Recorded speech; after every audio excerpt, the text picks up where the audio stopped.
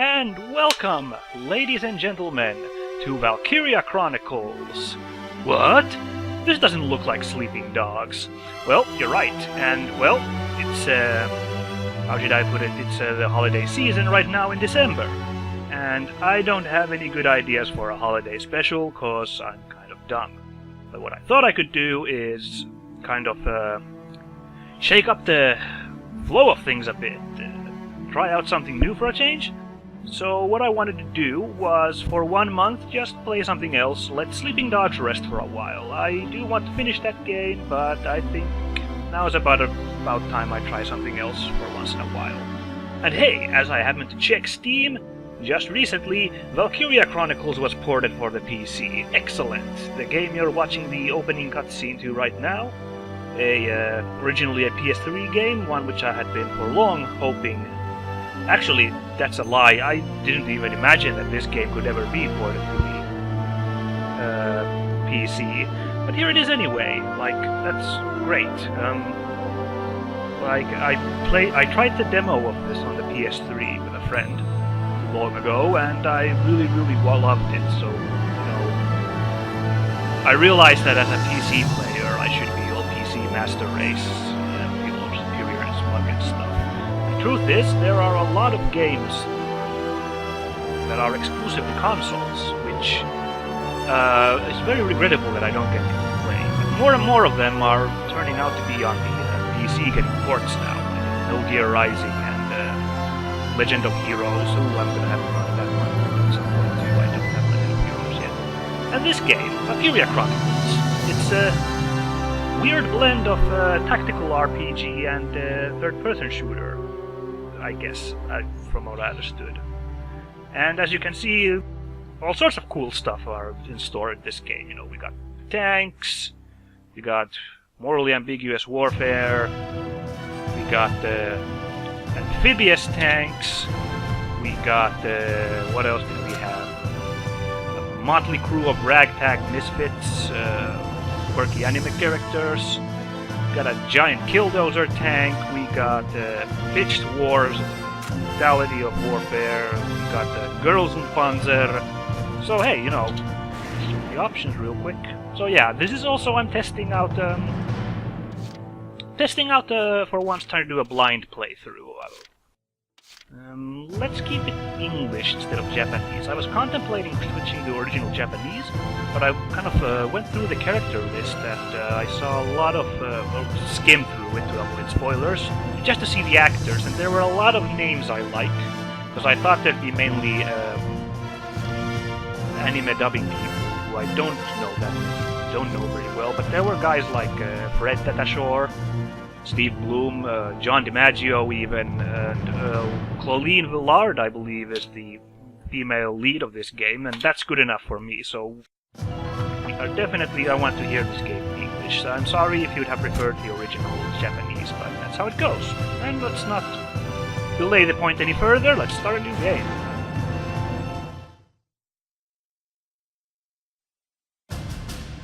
On the Gallian Front by Irene Koller.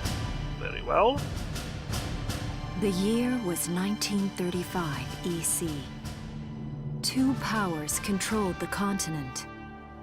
In the east, the sun rose over the autocratic East European Imperial Alliance, otherwise known as the Empire. It's a good thing they didn't use it.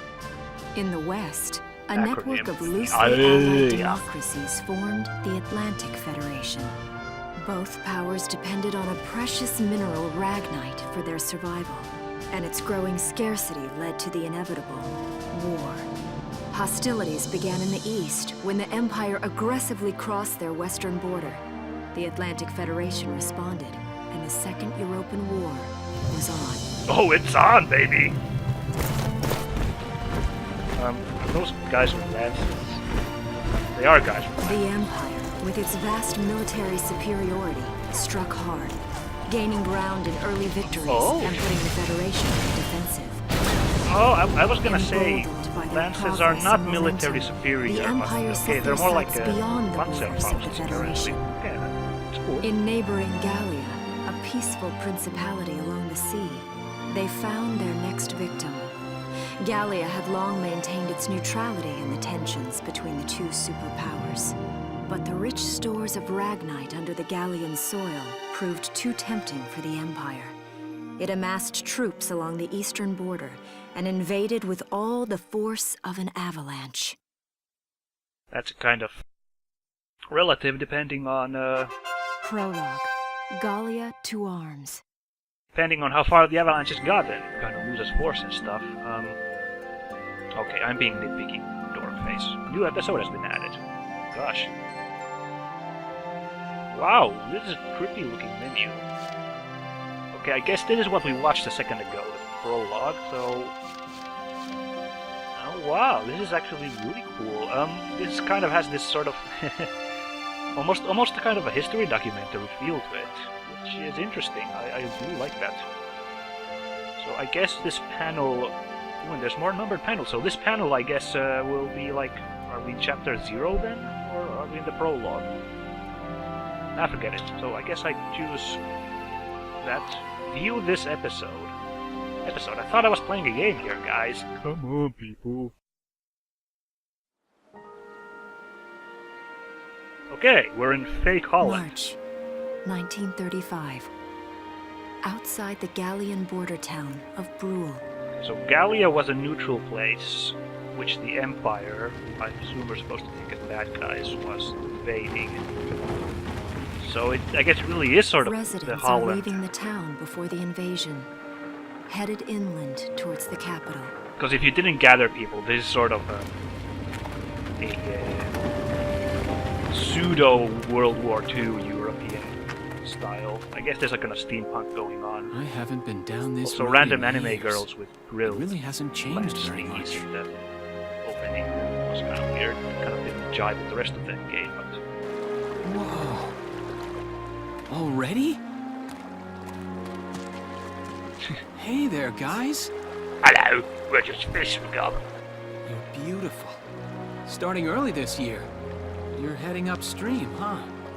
How's the water? It's freaking cold, man! Somebody turn up a jacuzzi, please. Wasn't this guy supposed to be getting away from the war? Well, I'm sure I could take a break to sketch this intricate fish detail. Freeze! Uh-oh. Put your hands in the air. Slowly. It's not what it looks like, ma'am, officer. Haven't seen you around before. What's your name? My name's Welkin. And you are... The one with the gun. We're with the Bruhltown Watch. I'm Alicia. Alicia Melchiot. So, I'm wondering what you've been writing in that little book you've got there. Imperial spies are in the area. This book is nothing, really. I was just sketching the fish and, you know... Yes. Oh, I know. And you know there's a war on, don't you? All right then, Mr. Artist. We'll talk about fish sketching down at the station. Take him away. What? The guy can't sketch some fish in the middle of a war zone? Thanks, fish. No problem, Gov. Have fun at the Hoosgow. Wait, that was the... Oh. Okay. Well, now we're in episode, I don't know, 2 then, I guess? Because it's number 2. The Imperial Attack. Okay. So, we've got busybody, no, we got confused guy Welkin here, and town watch guardsman Alicia, okay. There's apparently a war going on. Okay, this is very confusing. Enter does not pick the new one. It has to be used by spacebar to pick that. Confirm. Bit wonky default placement. Not the worst porting I've ever seen, though, so, you know. Flowers, bugs, and fish. You're not bad with a pen, are you? I have to say, they're really very good. Thank you. So you see, I really was just sketching. Yeah, I'm sorry. Maybe. I thought this was Gallia. This I could be thought I some had kind of secret rights. code, and I intend to take my time finding out for sure. Is that a euphemism? Great. I don't Welks? know. Is that you? Isara! Oh, your timing is perfect. What have you gotten yourself into now, Welkin? Wait. Don't you live at the old general's house? That's right. I'm General Gunther's daughter, Isara. You do know everyone's supposed to evacuate, right? Yes, I'm aware of that. My brother's here to help me move to the capital, but that may be difficult. I mean, unless you're willing to let him go, that is. Huh? No. Why do anime women always make that face? I when they're apologize, pouting? but I was just doing my job, you know. One does that in I saw real you life, with the do they? notebook and thought you were a spy. Again, I'm really sorry about that. Thanks. Don't worry about it. I can see how I might have looked a little suspicious. Wilkes has a real passion for observing nature. That's why he's studying it at the university, right? Guilty as charged. I get so into it sometimes I forget where I am or that somebody might be watching me. Gunfire! Maybe Everyone it's just keep the your good heads old down. boys shooting some cans. Over there! No, it's the game. Well, actually, is the Empire supposed to be Germany or the Soviet Union? Damn Because they were kind of where the Soviet Union was in real life, according to that map. But you know, they seem to be Welcome. kind of You can handle a gun, right? cartoonishly evil. So Yeah. I mean, I made it through training anyway. they're bad guys. That's Well, most important. They're probably just a small scouting team. We should be able to take them out. I'm with you. Okay, action! Oh, another new episode about saving the game.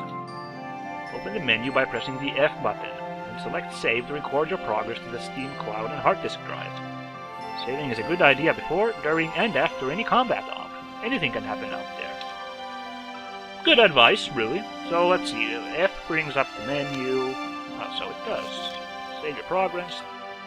God, I'm not gonna get used to very fast to using spacebar to confirm. It's kind of weird. What is? Oh, that is the spacebar. That's a weird symbol down there. Is it saved now?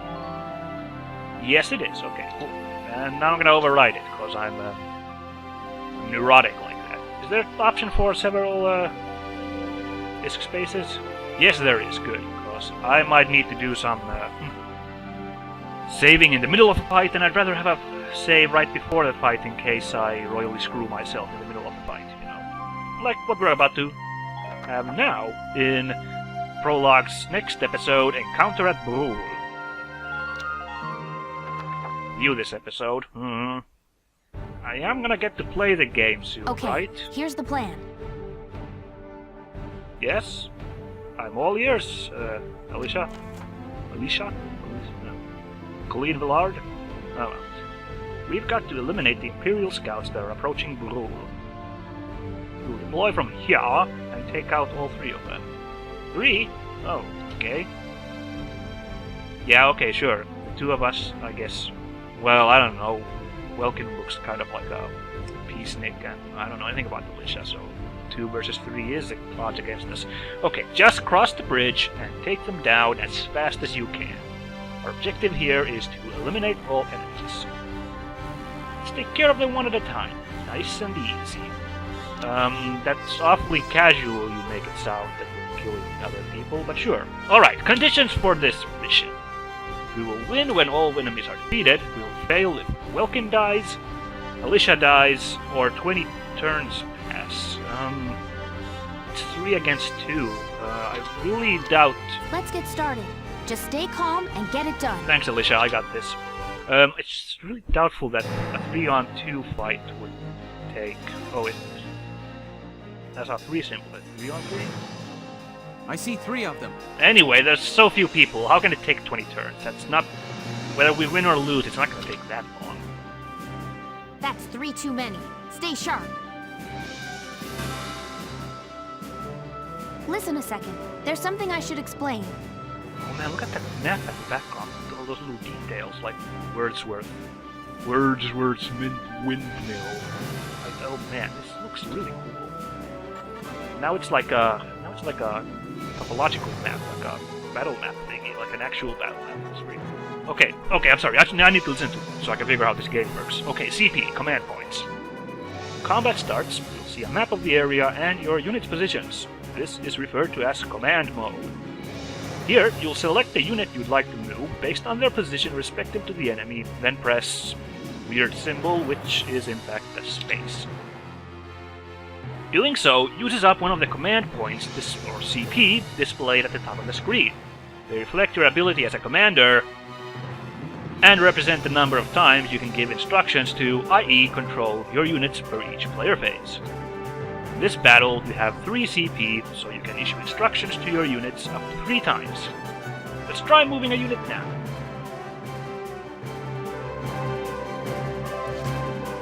Okay, do I have a mouse to use? Oh, alright, I was almost afraid that because this was a console port, there won't be any mouse options. But yes, I can choose units with the mouse. So, we have 3 units. We've got this small bridge. Wow, this tactical display is really cool looking. This looks like, what you'd read in, like, historical books about military engagements. Except for the part where the wind is. So, scout, and also a scout. And on our side, our force consists of Welkin, militia, and the town watchman. We're going to use the town watchman as a reserve because I somehow suspect he's not going to be relevant to leveling up. Ready to go. Let's see what Welkin does, He seems to be our main man for now.